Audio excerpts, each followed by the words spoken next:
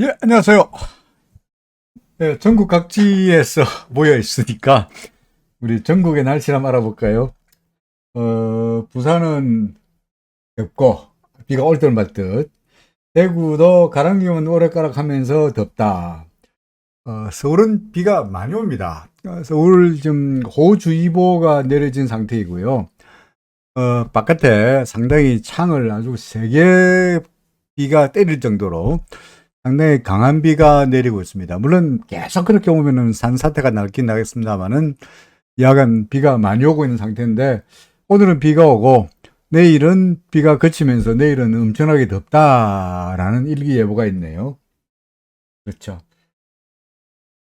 시원하지 않습니다. 천만의 말씀입니다. 오히려 비가 오니까 창문을 못 열어두고 그 창문을 닫고 있는데 그야말로 전형적인 후텁지근한, 그죠? 후텁지근한 모습이니까 물론 날씨가 아주 그 햇빛이 쨍할 때에 비해서는 약간 시원할지 몰라도 여전히 덥기는 마찬가지입니다. 예, 그렇죠. 그렇고 날씨는 그렇고 어제 제가 사실은 깜빡하고 그 서물옵션 만기를 맞이하여서 외국인들의 포지션이 어떻게 되고 있다. 옵션은 제가 이제 보여드렸는데 선물까지 합쳐가지고, 그죠? 선물까지 합쳐가지고 어떻게 되고 있는지를 보여드리겠다 해놓은 걸 제가 깜빡 잊어먹었죠, 그죠? 그래서 중간에 쉬었으면은 그 쉬는 사이에 그 대신증권의 홈트레이딩 시스템을 꺼내가지고 보았을 텐데 제가 그 까먹는 바람에 준비하고 있었습니다.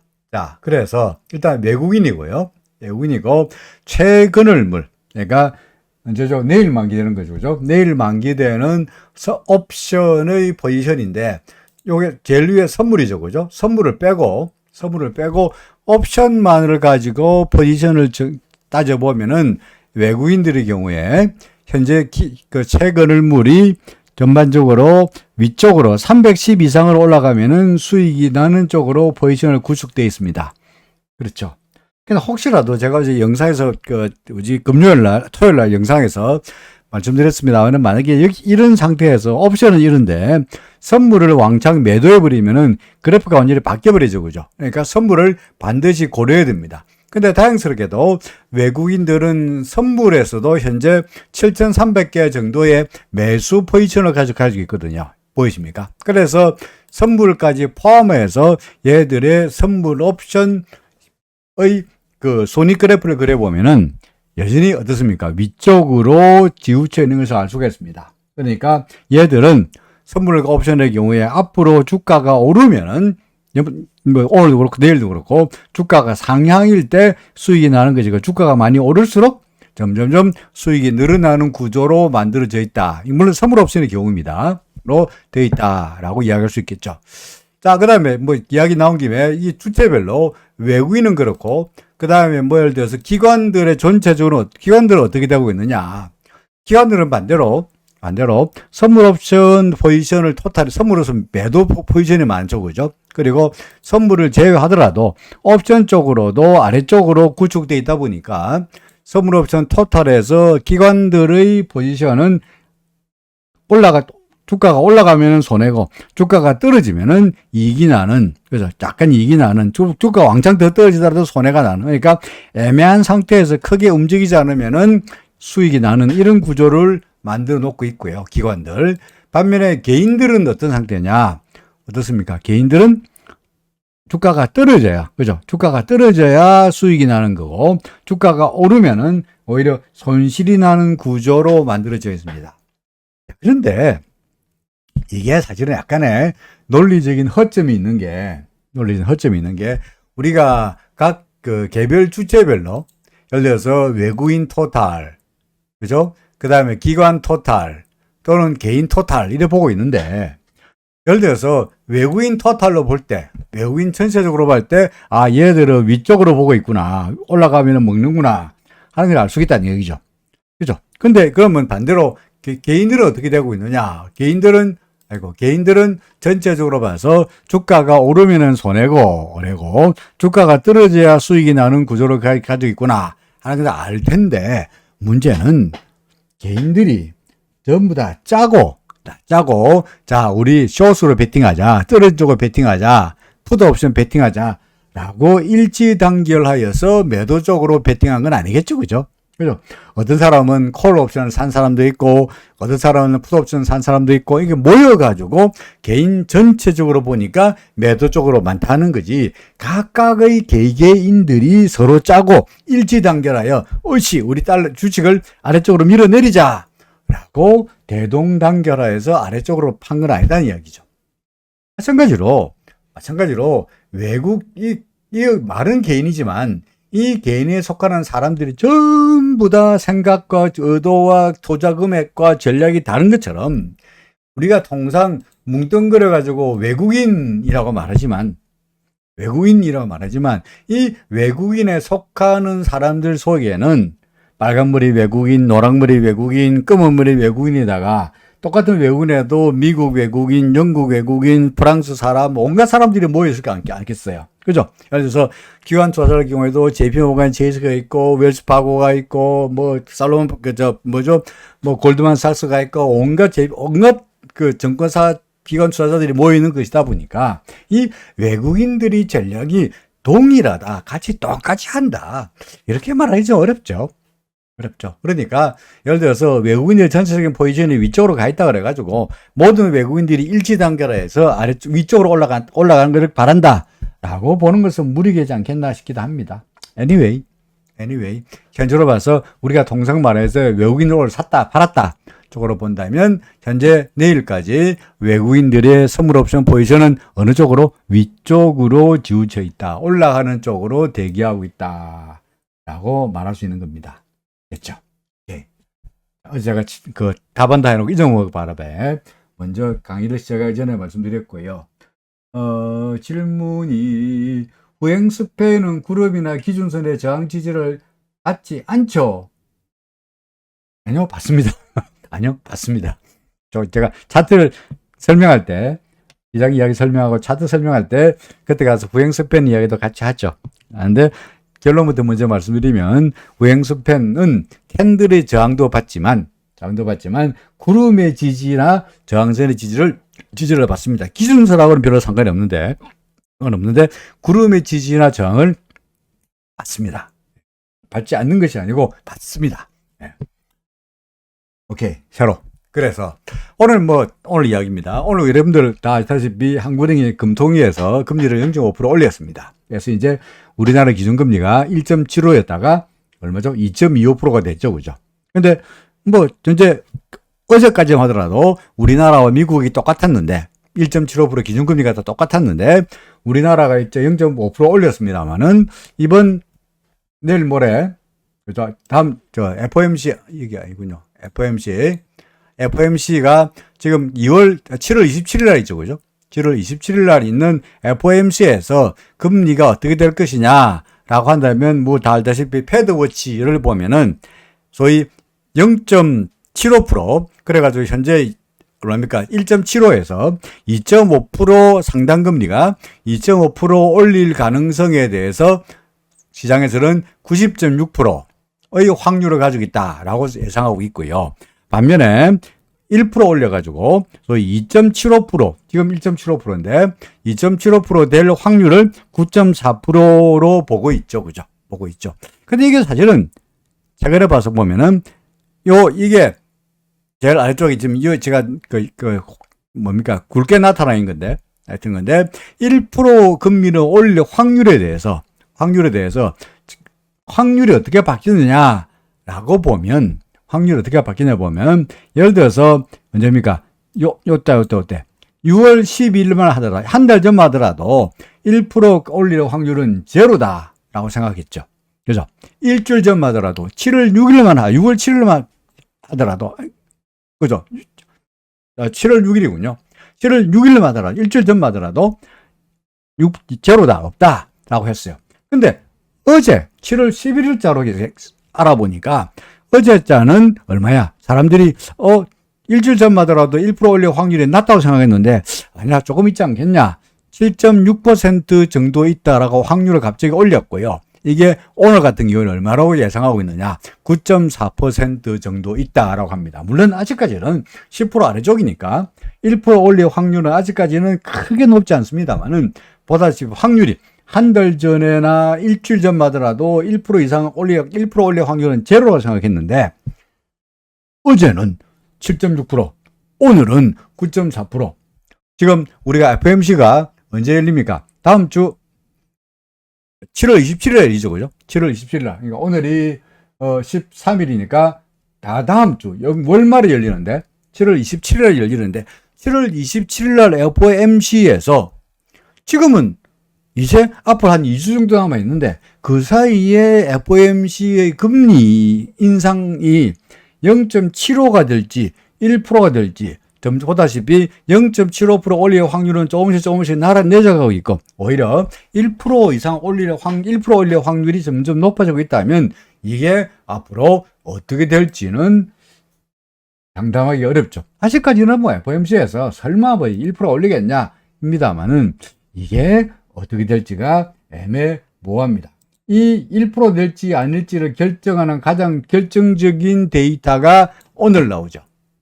뭡니까? 오늘 발표되는 미국의 CPI, 요거 제가 지금 요거죠. CPI. 그죠? CPI죠. 그러니까 지난달에는 시장 예상이죠. 제일 위에 있는 게 시장의 예상입니다. 여기 제일 위로 올라가 볼까요? 시장의 예상치 포캐스트가 현재 미국의 CPI가 어떻게 나올 거냐 예상하고 있냐면 8.8% 나올 거다. 그죠? 8.8% 나올 거다 예상하고 있죠. 지난달에 얼마나 나왔습니까? 8.6이 나왔죠. 그죠? 그러니까 이번 달에는 8.8% 나올 거다. 입니다만은 어제 뉴욕에서 미국장에서 가짜 뉴스였습니다. 그런 결과적으로 10.2%로 나올 거다라는 게 정보가 누설됐다. 그래가지고 시장이 난리가 났습니다. 그러니까 시장이 끝난 다음에 그 미국의 이 CPI를 발표하는 이코노믹 뷰로에서 그거 아니다. 그 가짜 뉴스다. 라고 하는 바람에 한바탕 소동이 끝나긴 했습니다만은 시장에서는 이게 CPI가 어떻게 나올지가 매우 관심이 높습니다. 만약에 뭐 가짜 뉴스긴 합니다만은 그 가짜 뉴스가 현실화돼서 CPI가 만약에 10%로 발표되었다. 라고 한다면 이번 달 CPI는 10% 발표됐다. 그럼 다음 달 CPI가 안 나왔는데 안 나왔으니까 이번 7월 27일 날 미국의 FOMC에서 금리가 결정할 때는 이 FOMC 애들은 맨날 하는 이야기가 뭐냐니까 항상 데이터 디펜던트라고 이야기해요. 데이터 디펜던트 뭡니까? 데이터 보고 하겠다는 이야기니까 만약에 그 데이터가 만약에 글을 읽겠습니다만은 10%라고 나왔다. CPI가 뭐 시장 예상보다 훨씬 높은 뭐 8.8 예상하고 있는데 뭐 9.2가 나왔다. 9.5가 나왔다. 라고 한다면 미국의 FOMC에서 금리를 1% 올리지 않으리라는 보장도 없죠. 그죠? 그러면 우리나라 시장과 지난달에 우리가 보았듯이 시장은 또 한 번 난리를 칠 수 있으리라고 생각됩니다. 하지만 거꾸로 이야기해서 이미 시장은 어제 가짜 뉴스일지라도 10.2%라는 뉴스에 이미 익숙해졌어요. 그 숫자를 이미 봤어. 그런데 오늘 CPI가 나올 때 시장 예상이 8.8인데 혹시라도 8.8이 아니고 8.6이나 8.5나 시장 예상보다 낮은 CPI가 발표된다면 미국은 이번에 1%는 날아갔고 금리 0.75 올릴 확률이 확실히 높고 그렇다 그러면은 오늘 우리나라의 금통위가 금리를 0.5% 올렸음에도 불구하고 주가가 올라갔던 것처럼 상승한 것처럼 미국의 주가도 다시 반등세를 이어가지 않겠냐. 그렇게 된다면 우리나라 시장도 역시 덩달아서 상승할 수 있지 않겠냐라고 저는 보고 있죠. 어느 쪽 확률이 높으냐? 아무래도 저 같은 사람은 차트제이니까, 그죠? 차트제이들은 시장의 모든 정보가 현재의 주가에다 반영되어 있다고 주장하고 있으니 현재의 주가가 시장의 모든 정보가 다 반영되어 있다면 오늘도 그렇고 미국의 주가도 구역구역 올라간 걸 봐서는 웬만한 숫자가 CPI가 갑자기 10% 나온다거나 15% 나온다거나 이런 최악의 경우가 아니라고 한다면 노멀한 상태라 그러면은 그래도 계속적으로 주장하고 있듯이 다이버전스가 유효하면서 구역 그래도 조금은 더 올라갈 수 있지 않겠냐 하는 쪽으로 아직도 미련을 가지고 있습니다. 그죠? 아직도 미련을 가지고 있다 하는 이야기고요. 조금 전에 질문 중에 민구님께서 후행스팬 이야기했는데요. 후행스팬 이거 보면 당장 알 수 있어요. 자, 주가 올라가고 있죠, 그죠? 올라가고 있죠. 그럼 후행스팬 여기 있죠, 그죠? 후행스팬 여기 있죠. 그럼 후행스팬은 구름하고 관계가 없느냐, 기준선과 관계 없느냐, 캔들의 저항만 받느냐, 그런 건 아니에요. 보다시피 이 후행스팬이 주가 움직임에 따라서 어떻게 되는지 한번 보세요. 짝짝짝짝짝 올라가다가 캔들은 요 구름에 닿았죠, 그죠? 요게 구름에 닿았죠. 어제까지는 여기 있었고, 구행스팬 여기 있었고, 주가는 여기 있고, 구행스팬 여기 있고, 하루 더 움직이니까 구름에 닿죠. 그죠? 이 구름이 후행스팬하고 아무런 관계가 없다면, 캔들을 넘어섰잖아. 이제 캔들을 넘어섰잖아. 그죠? 안 그렇습니까? 그러니까 올라갔어야 되는데, 어떻게 되느냐 보니까, 아이고, 밀렸죠. 맞습니까? 따라서, 요 후행스팬은 캔들이래. 구름의 저항을 받았네? 받았잖아요. 그죠? 여기도 보이네. 여기도. 얘가 후행스팬이, 후행스팬 여기입니다. 자, 올라가고 있죠? 캔들 넘어섰잖아. 그죠? 캔들을 넘어섰는데, 얘가 올라가면서 어떻게 되느냐? 이 구름 닿았잖아. 그죠? 구름 닿고 나서 어떻게 되는지를 보시면, 아이고, 밀려 내려오죠. 그죠? 그러니까, 구름에 저항을 받는다고 볼 수 있죠. 그죠? 그러니까, 후행스팬은 기준선하고는 별로 상관이 없습니다. 보다시피, 기준선하고는 별로 상관이 없는데, 캔들하고도 상관이 있고, 그 다음에 구름하고도 상관이 있습니다. 그러니까, 후행스팬이 앞으로, 그럼 예를 들어 우리가 예상하기로, 현 상태에서, 지금 이제 스코어로, 앞으로 후행스팬이 어떻게 될까 예상해 본다 이거죠. 그럼 주가가 쫙쫙 올라간다. 그럼 후행스팬도 쫙쫙 올라가겠죠. 그죠? 올라가면 1차적으로 후행스팬이 이 캔들의 저항을 받겠죠. 그죠? 그러다가 다시 쫙쫙 올라간다. 그러면 주가가 올라가서 주가는 드디어 이제 구름을 넘어섰다 시작이죠. 구름 넘어갔다. 구름 넘어서서 한 이 정도 왔다. 구름이 여기까지 왔어요. 여기까지 왔어요. 주가 여기 와 있어. 그럼 후행스팬은 여기 와 있겠죠. 똑같으니까. 그러면 얘는 앞으로 올라가면 여기에 저항을 받겠네라고도 알 수가 있죠. 그러니까 후행스팬은 캔들의 저항과 26일 전 캔들과 그 다음에 구름의 저항을 각각 받는다. 거꾸로 이야기해서 후행스팬의 구름 위에 있을 때는 구름의 지지를 받는다라고 말할 수 있습니다. 자, 그 다음에 RSI 설정 기간은 10일인가요? 네? RSI를 구하는 기간은 이건 사람마다 달라요. 예를 들어서 14일도 있고요. 제가 질문에 답을 하긴 했는데 통상 이게 오리지널입니다. 네? 오리지널이라는 무슨 말이냐? 웰레스 윌더 주니어라는 사람이 RSI를 만들 때 그 사람의 원전의 책에 보면은 그 당시 그 사람의 원전의 책에는 14일로 되어 있어요. 14일로. 그런데 14일이다 보니 이게 너무 2주잖아. 2주 아니 3주잖아. 3주. 14일이면은 중간에 휴일 하나 빼고 나면은 일주일에 5일이니까 3주 정도 되는 게 너무 길어요. 3주는 너무 길다. 그래서 자금야금 줄이고 있습니다.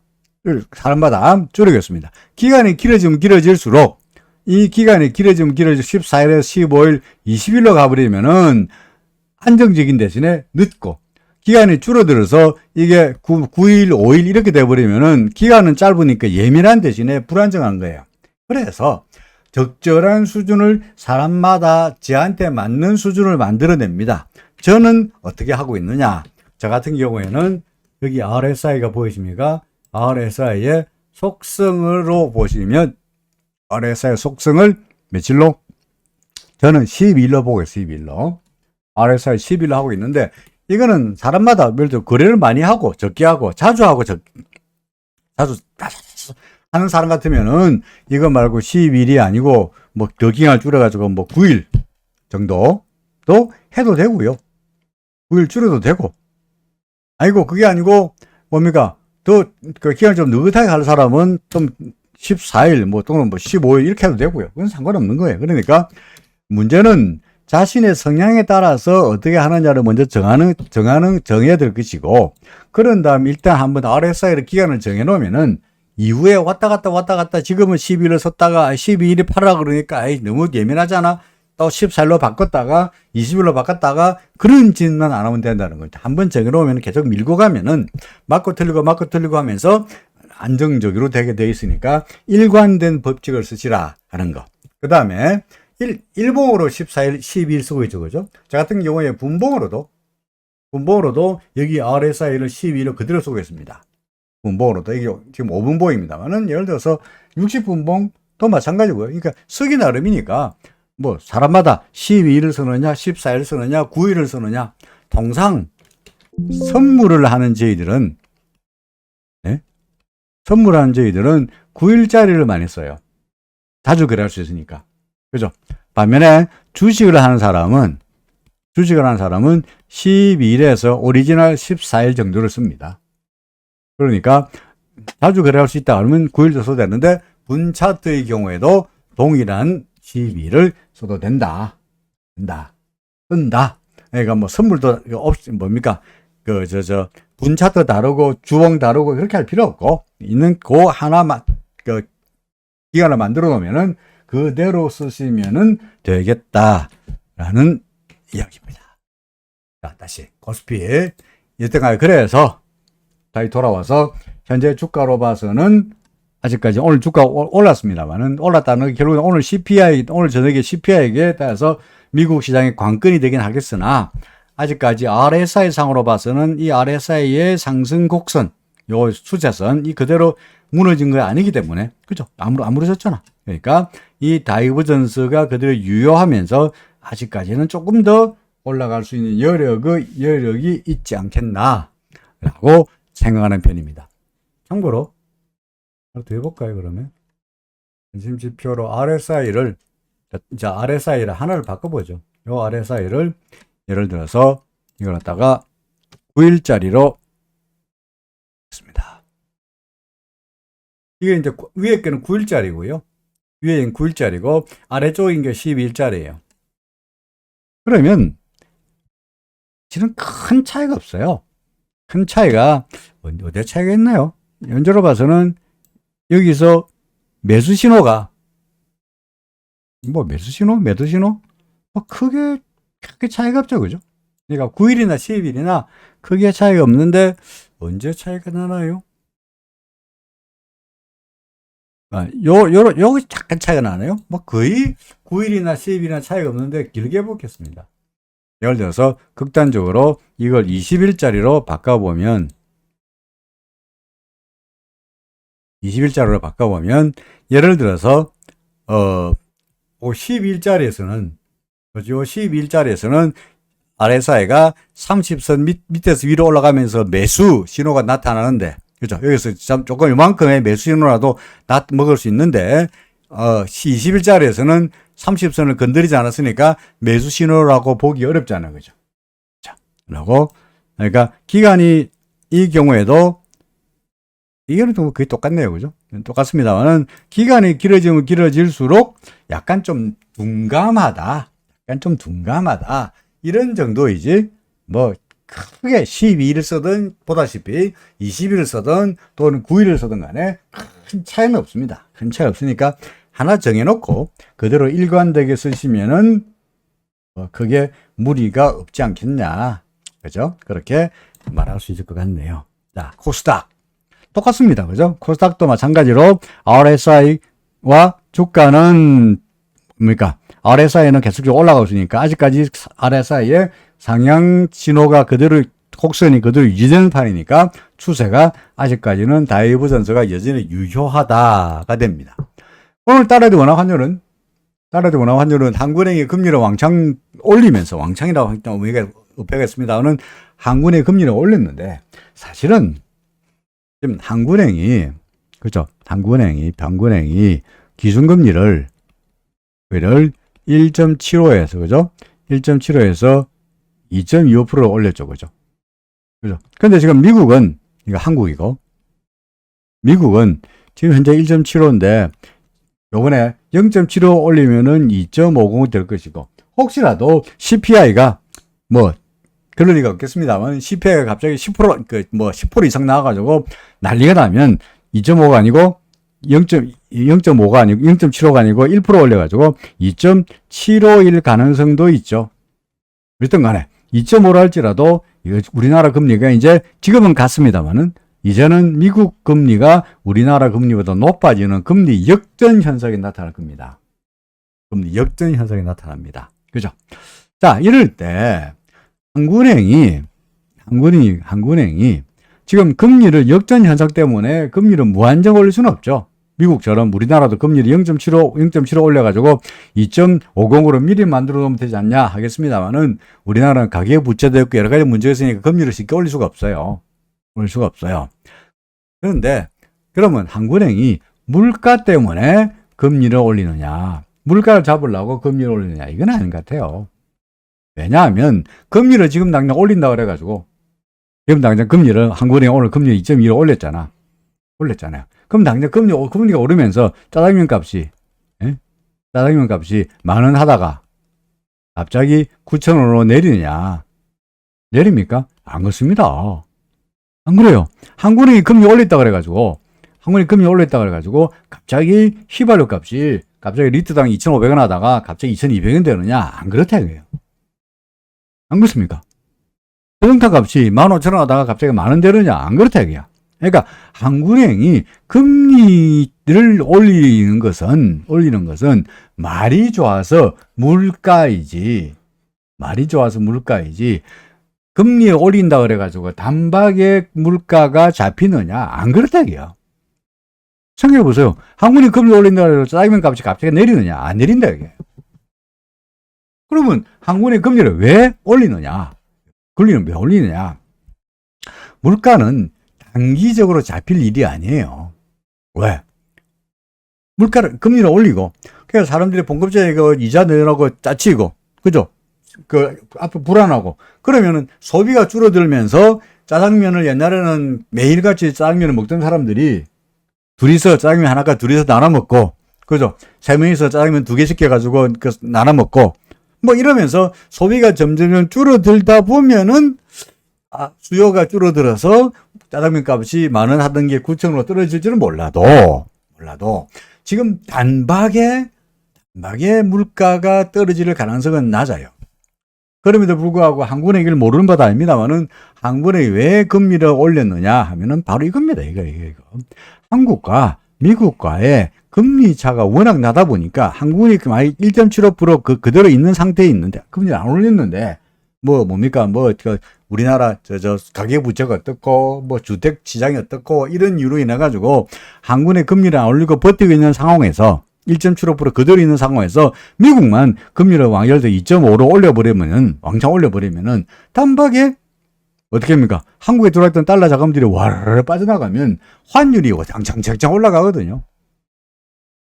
그러면 한국이 어제 제가 여러분들에게 한국은행이 외환시장에 개입해가지고, 그죠? 우리나라 무역 적자가 왕창 나면서 외환 보유고가 석 달 사이에 한 100억 달러 줄었다 그랬잖아요. 그죠? 이게 다 외환시장에 달러를 판 건데, 지금 우리나라 외환 보유고 4,200억 달러 중에서 현찰로 있어가지고,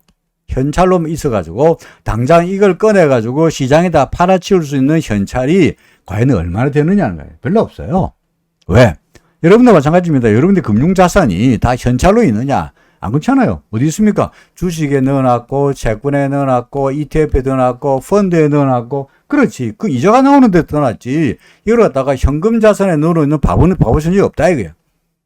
그러니까, 한국은행이 외환시장에 개입하는 것도 이 현금을 꺼내가지고 시장에다 팔아야 되는데, 그러려고 그러면은 주식 팔고, 채권 팔고, 펀드 헐고, ETF 헐어야 되는데, 그러려고 그러니까 평가 손실도 나고, 당장 기간도 걸리고, 그러니까 한국은행이 당장 외환시장에 들어와서 달러를 팔아가지고 환율을 억지로 끌어내리기에는 역부족일 거다. 그러니 어쩔 수 없이 뭡니까? 금리라도 올려가지고 환율을 방어해보자 하는 이야기죠.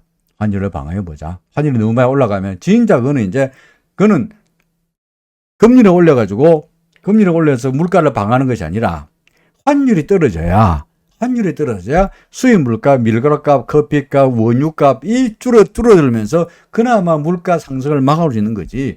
환율이 올라가 버리면은 물가를 막을 수가 없다는 거죠. 그렇죠? 그래서 한국은행이 그런 고심이 오늘 금리를 올린 것이 아닌가 싶습니다. 득택에 주가는 올랐고요.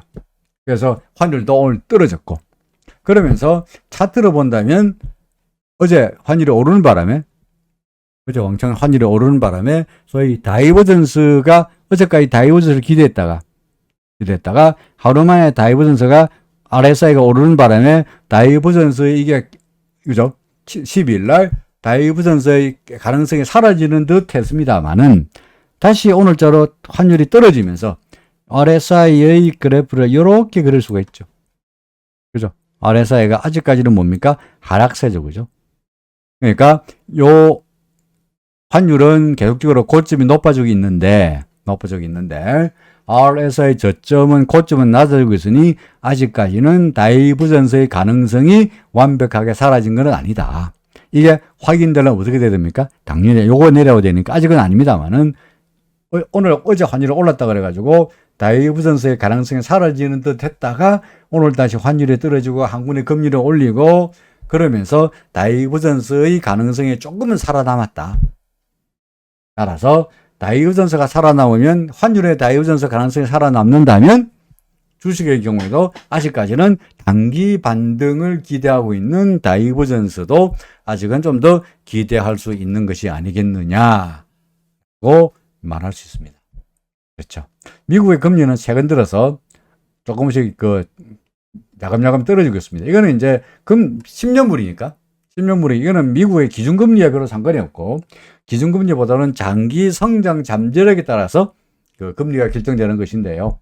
근데 현재 장기 성장 잠재력에 대해서 IMF도 그렇고 미국의 장기 성장률을 오히려 좀 떨어뜨리고 있잖아요. 그죠? 성장률을 하향 조정하다 보니까 10년물의 금리가 조금씩 떨어지고 있고요.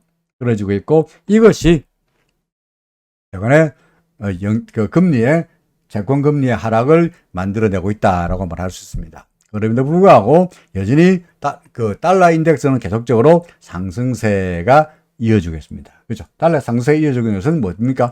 기준금리, 당장 10년물이 아니고 기준금리의 상승에 대한 기대감, 그리고 전쟁, 안전자산, 이런 것들 때문에 달러 인덱스가 계속적으로 상승하고 있는 겁니다.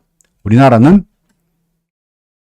등간에 한국은행이 오늘 금리를 올려놨으니까 그 때문에 우리나라에 들어와있던 투자 자금들이 밖으로 빠져나가지 않기 위해서 미국처럼 똑같이 금리를 0.75% 올릴 수는 없으나 그러면 가능히 찢어지니까 그렇게 나올 수 없으나 그래도 0.5%나 올렸다는 것만으로도 시장에서는 좀 괜찮다라고 바라볼 수가 있습니다. 또 하나 현재 우리나라의 국고채 같은 경우에 뭐죠? 우리나라 국고채 금리가 3%가 넘어요. 3%가 넘어요. 그런데 우리나라 국고채가 이게 서브리엔 리스크 소위 말해서 국가 신용인데 우리나라 국가 신용인데 우리나라의 그 국가 신용도는요 AA2거든요. 그죠? AA2예요. 이게 소위 말해서 우리 학점으로 말한다면 AA0예요. AA0. 근데 예를 들어서 국가 신용 등급이 제일 높은 게 트리플 A, 세개 플러스 트리플 A고, 플러스 트리플 A고, 그 다음에 높은 게 AA 플러스, 그 다음에 AA0, 그 다음에 AA 마이너스, 이렇게 내려가는데, 우리나라는 제일 높은 등급의 세 번째 등급이에요. 소위 순위로 말한다면 1등급, 2등급, 3등급이에요. 3등급. 우리나라 신용등급은요, 중국보다 좋고요. 그 다음에 일본보다 높아요. 좋아요. 그러니까 이런 높은 고신용도를 자랑하는 나라의 금리가, 국고채의 금리가, 안정적인 국고채라는 나라의 금리가 3% 이상이 된다는 이야기는 외국인으로 봐서는 상당히 매력적이죠. 근데 브라질 같은데, 그리스 같은데, 이런 나라의 금리, 이런 나라의 신용도, 예를 들어 브라질보다 베네수엘라 같은, 예를 들어서 베네수엘라, 이런 C등급의 최근에 부도가 났던 스리랑카 같은 경우에 이런 나라의 국고채가 아니라 그야말로 트리플 A가 1등급이라 그러면은 트리플 A보다도 2단계 낮은 3등급의 우수한 신용등급을 자랑한 나라의 국고채 금리가 3%라는 이야기는 매우 좋은 거예요. 그런데 그럼에도 불구하고 최근 들어서 외국인들 다소간 좀 흔들리는 모습인 게 금리는 괜찮은데 근데 만약에 우리나라 달러에 대한 원화 환율이 계속 올라가지고 최근에 와서 뭐라더라 그 금융연구원인가 뭐 1,400원 이상 간다, 1,500원 가다 이런 얘기 하는 놈들이 있잖아요, 그죠? 그러니까 이렇게 되면 금리에서는 3% 먹더라도 환율에서 터지면은 말짱황이니까 그 때문에 외국인들이 다소가 흔들리는 건데 오늘 한국은행이 금리를 올리면서 소위 외화 자본 유출에 대한 강력한 의지를 나타내고 환율에 대한 안정 의지를 나타냈다는 그 말은 물가가 문제가 아니고 오늘 한국은행이 금리를 올린 것은 물가가 문제가 아니고 환율 때문에 금리를 올렸다고 말할 수 있을 겁니다. 외화 자본 유출을 막기 위해서 환율을 막기 위해서 금리를 올렸다고 말할 수 있는 거고 그로 인해서 아무래도 시장은 다소간 좀 안정적이지 않겠냐라고 생각합니다. 관건은 뭡니까? 오늘 저녁에 미국의 CPI가 혹시라도 시장 예상보다도 나쁘게 나와서 뭐 극단적으로 9.몇 프로, 10.몇 프로로 나와가지고 FOMC에서 금리를 1% 올릴 것 같다라고 해버리면은 지금 제가 말씀드린 게 말짱 다 도루묵이 되는 거고 미국 0.75% 아니고 1% 금리를 올릴 가능성이 높아지면서 그러면서 달러에 대한 원화 환율은 내일 또 급등할 거고 오늘 밤 끝나고 내일 아침에 급등할 거고 그러면은 주식시장은 다이버전 쓰고 나버려가 아무것도 없는 거고요. 그렇게 되지 않기를 기대해 보는 겁니다. 그리고 심정적으로는 그렇게 되지 않으리라 라고 생각합니다. 왜? 이미 10.2%라는 가짜 뉴스로 인해 가지고 10.2%라는 뉴스가 한번 봤기 때문에 만약에 숫자가 나쁘지 않는 한 시장은 좀 버틸 수 있지 않겠냐. 뭐 그런 이야기죠. 그죠? 나스닥 지수가 오늘 좀 밀렸고요. 여전히 뭐 올라간다면 구름에 걸릴 거라고 말씀드린 거고요. 그 다음에 뭡니까? 중국 시장도 나스닥은 좀 흔들립니다. 중국 시장 흔들리는 것은 말씀드렸듯이 뭡니까? 그 락다운 때문에 그죠? 그 코로나 때문에 지금 최근에 변종이 BA5인가 이놈 빌어먹을 게 지금보다 훨씬 더 그 변종 속도가 높아가지고 감염력도 높다 하니까 그로 인해 가지고 중국은 또 그 락다운 소위 사람들을 가다 놓는 정책을 폐쇄 정책을 취하고 있고 그로 인해서 시장이 다소간 좀 기대하고 있다가 다소간 밀렸다라고 말할 수 있는 거고요. 이건 우리는 차트로 해석한다면 구름 밖으로 나갔으니까 구름 근처까지 갔다가 그죠? 구름 밖으로 나갔으니까 기준선에 지지받고 다 돌아서면 제일 좋은 건데 더 밀려가지고 구름이 지지받고 가는 이런 스토리를 기대할 수 있지 않겠나 싶습니다. 그렇죠. 물론 더 이렇게 할 수도 있고요. 그죠? 지금은 다소간 좀 조정은 예상된다라고 말할 수 있죠. 그 다음에 유가는 보다시피 어떻습니까? 구름 밑으로 내려왔으니까 계속적으로 밀리고 있죠. 뭐 경기 침체가 어떻고 이런 이야기 상관없이 구름 밑으로 내려왔으니까 이제는 과거에 구름 위에서 놀던 추세가 이제는 완전히 뭡니까? 하락세로 바뀌었다라고도 말할 수 있습니다. 마지막으로 비트코인은 여기서 매도 신호가 나타났으니까 뭡니까? 매도. 그죠? 매도라고 말할 수 있습니다. 자, 종합해서 말한다면 아직까지 지수상으로 봐서는 그죠? 지수상으로 봐서는 아직까지는 다이버전스도 기대되고 있고요. 다이버전스도 기대되고 있고 있으니까 아직은 상승에 대한 기대의 끈을 어떻게 하겠다고 놓지 않겠다. 좀 더 기다려보자. 그죠? 그런데 이게 4번 파동이다.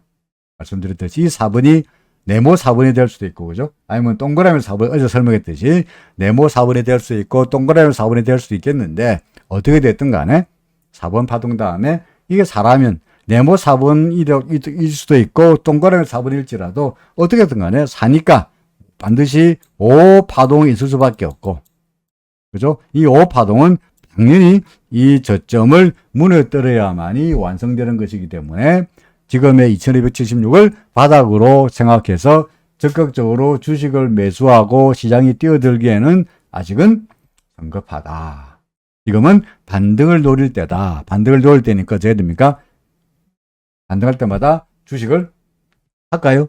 비중을 줄이시라. 그죠? 비중을 줄여 현금을 가지고 있어야 다시 한번 떨어져서 이 5번 파동일 때 그날이 오면 그때 가서 주식을 살 때가 분명히 올 거다. 그런 이야기이죠. 오늘 저녁에 CPI가 중요하다. 그런 이야기였습니다. 자, 여기까지 이야기했고요. 잠시 숨 돌리고 정신없이 떠들었는데 잠시 숨 돌리고 물 한 잔 마시고 나머지 종목 이야기를 하겠습니다. 예, 잠시만요.